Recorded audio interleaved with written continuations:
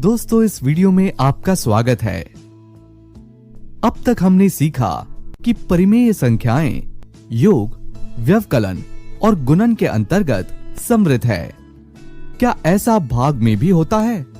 आइए देखते हैं। बच्चों, आज हम भाग के अंतर्गत समृद्ध गुणधर्म पर चर्चा करेंगे।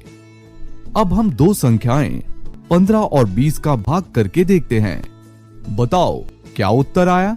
सर, इसका उत्तर आया 3/4। शाबाश राहुल। बच्चों, अब इस सारणी को देखिए। आप सब जानते हैं कि 15 और 20 एक प्राकृत संख्या, पूर्ण संख्या और पूर्णांक है। पर 3/4 ना तो प्राकृत संख्या है, ना तो पूर्ण संख्या है और ना ही पूर्णांक है। बच्चों, इस सारणी को देखते हुए क्या समझ में आ रहा है? सर, इस सारणी को देखने पर यह पता चलता है कि प्राकृत संख्याएं पूर्ण संख्याएं तथा पूर्णांक भाग के अंतर्गत समवृत्त नहीं हैं। शाबाश राहुल, तुमने सही जवाब दिया। पर क्या ऐसा परिमेय संख्याओं के साथ भी होगा? चलो देखते हैं। हम किसी दो परिमेय संख्याओं का भाग करते हैं, जैसे कि 2/7 का 5/4 से भाग करने पर क्या मिलेगा? सर, हमें 8/35 प्राप्त होगा और ये एक परिमेय संख्या है। बच्चों, अपनी कॉपी में इन सवालों को हल करो। आप सब भी इन सवालों को हल करिए।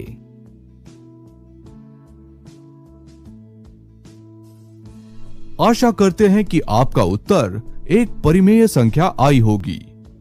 बच्चों, इन उदाहरणों से आपको भाग के अंतर्गत समृद्ध गुणधर्म के विषय में क्या पता चला? सर, जब भी दो परिमेय संख्याओं का भाग हुआ, हमें उत्तर में हमेशा एक परिमेय संख्या ही मिली। इसीलिए हम ये कह सकते हैं कि परिमेय संख्याएं भाग के अंतर्गत समवृत्त हैं। नहीं मोहन, ऐसा नहीं है। मैं समझाता हूँ। बच्चों, अब बताओ कि क्या 0 एक परिमेय संख्या है? हाँ सर, क्योंकि 0 को हम p/q के रूप में लिख सकते हैं, जहाँ की q 0 के बराबर नहीं हो।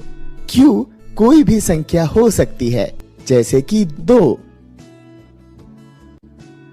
चलो किसी परिमेय संख्या को 0 से भाग करके देखते हैं, जैसे कि 2/0। क्या तब भी हमें एक परिमेय संख्या ही मिलेगी?